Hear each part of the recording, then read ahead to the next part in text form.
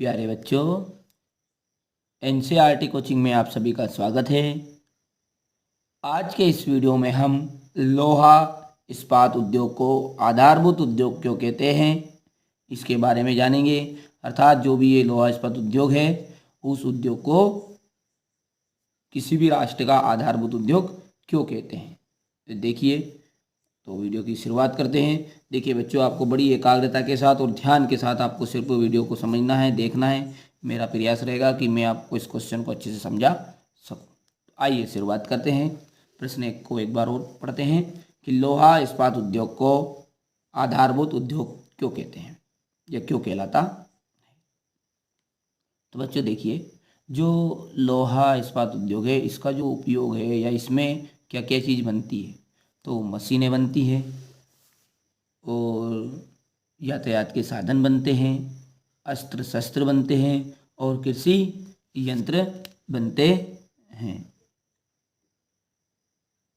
तो बच्चों हमने क्या देखा कि जो आधारभूत उद्योग है, लोहा इस्पात उद्योग है, उसमें यातायात के साधन, मशीनें, अस्त्र शस्त्र और कृषि यंत्र आदि बनाए जाते हैं।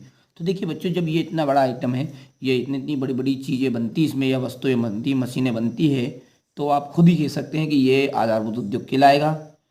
क्योंकि किसी भी देश के राष्ट्र के विकास के लिए मशीनें, अस्त्र शस्त्र, कृषि यंत्र, वहाँ की कृषि का उत्पादन बढ़ना चाहिए, कृषि के क्षेत्र में विकास होना चाहिए, यातायात के साधन में विकास होना चाहिए, मशीनों में विकास होना चाहिए, अस्त्र शस्त्र में विकास होना चाहिए। तो सिंपल आप समझ रहे हैं कि इसे आधारभूत उद्योग क्यों कह सकते हैं। क्योंकि किसी भी देश के राष्ट्र के विकास के लिए लोहा और इस्पात उद्योग का विकास होना आवश्यक है।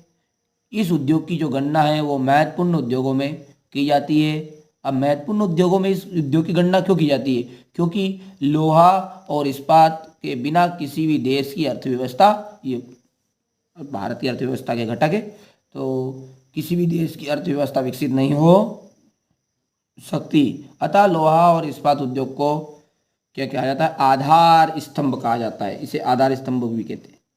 अब आधार स्तंभ, इस वर्ड को आप समझ लीजिए, आधार स्तंभ। बच्चों, आधार स्तंभ मतलब क्या होता है? स्तंभ मतलब होता है अपने भाषा में जो बोलते हैं खंबा, और आधार यानी कि होता है नीचे का। तो एक खंबे की तरह जिस प्रकार अपने अब मकान बनाते हैं हम, और जब मकान बनाते हैं तो उसके लिए क्या आवश्यक पड़ती होती है? अब हमारी भाषा में हम बोलते हैं फाउंडेशन, और वो फाउंडेशन ही क्या होता है? आधार होता है। यानी कि जो जिसका फाउंडेशन जितना मजबूत, जिस मकान का फाउंडेशन जितना मजबूत रहेगा, उस मकान के ऊपर उतनी ही आप डबल मंजिल, ट्रिपल मंजिल, जो चाहे वो बना सकते हैं। तो इसलिए ये क्या है, हमारा भारत की जो अर्थव्यवस्था है, देश की अर्थव्यवस्था है, उसका क्या एक आधार स्तंभ ही है। तो इसको आगे बढ़ाना पड़ेगा, अर्थात इसका विकास करना ही होगा। तो इस कारण से लोहा इस्पात उद्योग को आधारभूत उद्योगों की श्रेणी में रखा जाता है। तो देखिए बच्चों, आप इसको किस प्रकार लिख सकते हैं। देखिए बच्चों, ये आपका एमपी बोर्ड में इस तरह से प्रश्न आता है कि लोहा इस्पात उद्योग को आधारभूत उद्योग क्यों कहलाता है या क्यों कहते हैं। तो देखिए, अब इसका आप उत्तर कैसे लिखेंगे, किस प्रकार आप इसका उत्तर लिख सकते हैं, ये मैं आपको पहले सेट कर देता हूँ। हाँ ठीक है। देखिए, लोहा इस्पात उद्योग को आधारभूत उद्योग कहलाता है। क्या कहते हैं? क्योंकि किसी भी देश के आर्थिक विकास के लिए लोहा और इस्पात उद्योगों का विकास होना आवश्यक है। इस उद्योग की गणना महत्वपूर्ण उद्योगों में की जाती है। अर्थात लोहा और इस्पात उद्योग के बिना किसी भी देश की अर्थव्यवस्था विकसित नहीं हो सकती।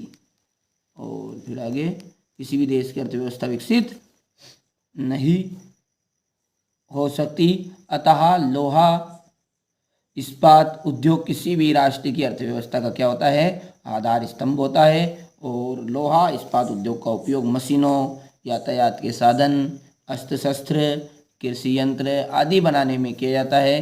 अतः स्पष्ट है कि लोहा इस्पात उद्योग आधारभूत उद्योग है, यह कहलाता है।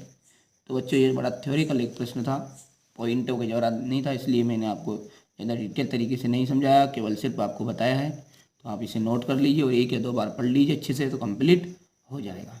देखिए, आप यहाँ से इसको लिख लेना। इसके बाद में ये आप यहाँ से इसको लिख लेते हैं। चलिए मिलते हैं अगले वीडियो में। जब तक आप अच्छे से तैयारी करिए, खुश रहिए, मस्त रहिए, और कोई भी समस्या किसी भी सब्जेक्ट में हो तो आप मेरे को व्हाट्सएप नंबर पर शेयर कीजिए, मैं आपकी समस्या का समाधान करूँगा। देखिए बच्चों, मेरे से जितना बनेगा मैं आपकी सेवा में उतना टाइम दूंगा। तो बच्चों मिलते हैं अगले वीडियो में, जब तक के लिए good bye, see you again.